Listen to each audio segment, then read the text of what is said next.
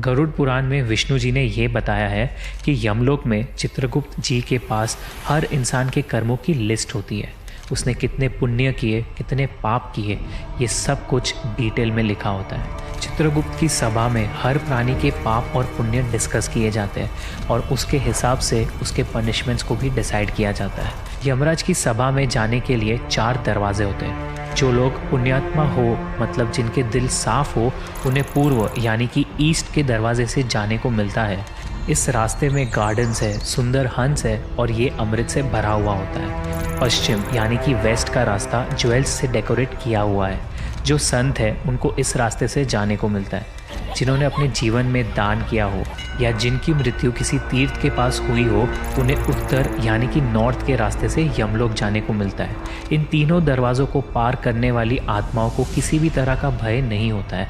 उन्हें हर तरह की सुख सुविधाएं दी जाती है। यमलोक में उनकी मुलाकात धर्मराज से होती है, जो उनके आगे के सफ़र पर उन्हें ले जाते हैं। पर जिन लोगों ने पाप किए हो, दूसरों को दुख पहुंचाया हो, उन लोगों को दक्षिण के द्वार से यमलोक पहुंचाया जाता है और इस द्वार की दूसरी तरफ उनके बुरे कर्मों का फल उनका इंतज़ार करता है, क्योंकि वहाँ उनकी मुलाकात होती है धर्मराज के भयंकर अवतार यमराज से, जो उन्हें उनके पापों की सज़ा देता है।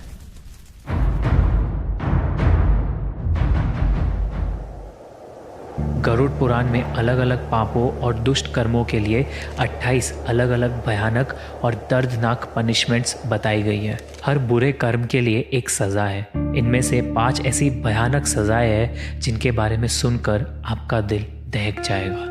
पहली सज़ा तामिश्रम यानी भयानक चाबुक मार। जो लोग दूसरों की संपत्ति चुराते हैं, यम के सेवक उन्हें रस्सी से बांधकर तामिश्रम नाम के नर्क में भेज देते हैं। उस नर्क में उनको चाबुक से लगातार मारा जाता है। उनके बदन को इतना छील दिया जाता है कि उसमें से खून बहने लगे और वो इंसान बेहोश हो जाए। जब उसे होश आता है तो ये सारा प्रोसेस रिपीट किया जाता है तब तक जब तक उसके सारे पापों की सज़ा ख़त्म नहीं हो जाती। नर्क लोक की दूसरी सज़ा कुंभीपाकम यानी तेल में पकाया जाना।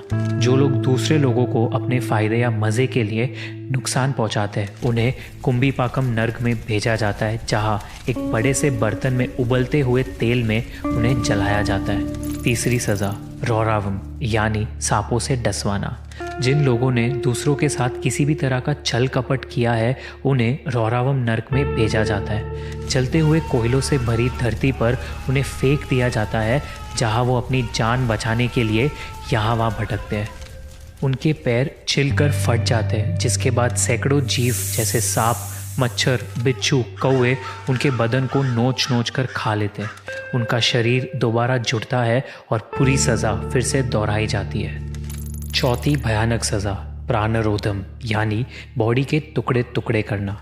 ये नर्क उन लोगों के लिए है जो जानवरों का शिकार करके उन्हें खाते हैं। यहाँ पर यम के सेवक व्यक्ति के बदन के टुकड़े टुकड़े करते हैं।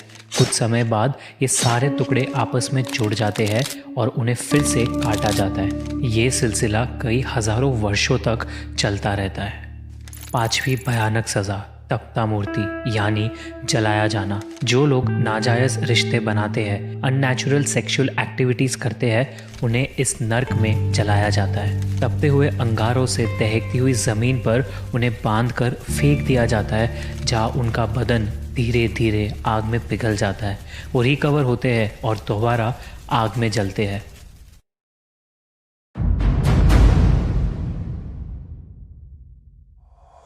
एक व्यक्ति की मृत्यु तय होने के बाद जिस वक्त उसके शरीर से उसकी आत्मा निकलती है, उसके सेंसेस काम करना बंद हो जाते हैं। उसे लोक परलोक सभी एक साथ दिखाई देने लगते हैं। जब प्राण निकल जाते हैं तो एक मनुष्य को इतना दर्द होता है जैसे उसे 40,000 बिच्छुओं ने एक साथ डंक मारा हो। मृत्यु के समय यमलोक से 2 यमदूत आते हैं। काला रंग, गुस्से से भरी आंखें, टेढ़ा मुंह। उनका रूप इतना डरावना होता है कि मरने वाला जीव डर के कारण अपने शरीर को और कस के पकड़ लेता है। उसकी आत्मा वापस अपने शरीर में घुसना चाहती है, पर यह पॉसिबल नहीं होता।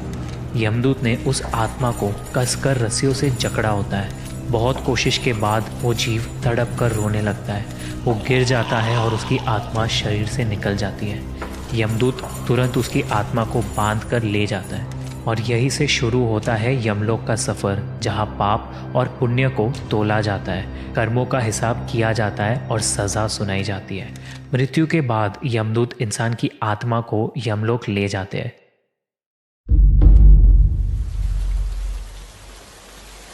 माना जाता है कि जिस इंसान ने अपनी ज़िंदगी में अच्छे कर्म किए, पुण्य, दान, सेवा की, उसके लिए ये सफ़र बहुत ही ज़्यादा आसान और आरामदायक होता है।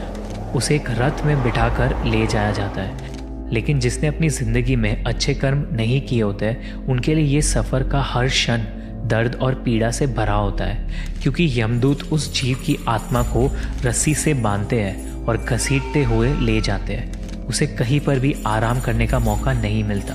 इस पूरे रास्ते में 16 स्टेशंस क्रॉस करने होते हैं। रास्ते में कहीं बर्फीली हवा है तो कहीं आग की बारिश, कहीं उसे घने जंगल में जानवरों का सामना करना पड़ता है तो कहीं लीच से भरे कीचड़ में गिरना पड़ता है। आत्मा रोने लगती है, लेकिन यमदूत बिल्कुल भी दया नहीं दिखाते।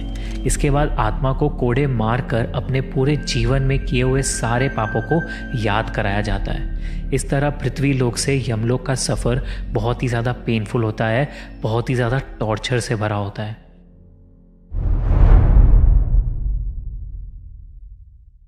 इन सारी सज़ाओं के पीछे का कारण होता है कर्मों की सफाई करना, इंसान को उसके पिछले कर्मों से मुक्त करना और उस आत्मा को शुद्ध करना। जिस इंसान ने जितने पाप किए हैं उसे उतनी सज़ा मिलती है और जिसने जितने पुण्य किए हैं उसे उतना सुख। लेकिन दोनों का ही पर्पज़ होता है आत्मा के कर्मों को बैलेंस करना, क्योंकि ऐसा हो जाने के बाद आत्मा अपने सारे बॉडीली अटैचमेंट से अलग हो जाती है और उसके पुनर्जन्म का प्रोसेस शुरू हो जाता है। गरुड़ पुराण में भगवान विष्णु कहते हैं, जिस तरह इंसान कपड़े बदलता है उसी तरह आत्मा भी शरीर बदलती है। लेकिन एक मानव शरीर मिलना बहुत ही भाग्य और कष्ट की बात है। गरुड़ पुराण के चैप्टर 4 में विष्णु जी गरुड़ देव को बताते हैं, एक जीव को 84 लाख बार अलग अलग योनियों में जन्म लेना पड़ता है, उसके बाद मनुष्य योनि में जन्म मिलता है। एक जीव को उसके कर्मों के आधार पर, उसके पाप और पुण्य के आधार पर अगला जीवन मिलता है। वो कभी कोई कीड़ा बनता है, कभी कोई पशु या पक्षी, या फिर कोई पेड़ बन जाता है। ऐसे ही 84 लाख बार अलग अलग रूप में जन्म लेने के बाद जब उसके पाप और पुण्य बराबर हो जाते हैं तब मनुष्य जीवन की प्राप्ति होती है। गरुड़ पुराण डिटेल में डेथ की बात करती है, पर साथ ही ये हमें कई सारे लाइफ लेसन्स भी सिखाती है।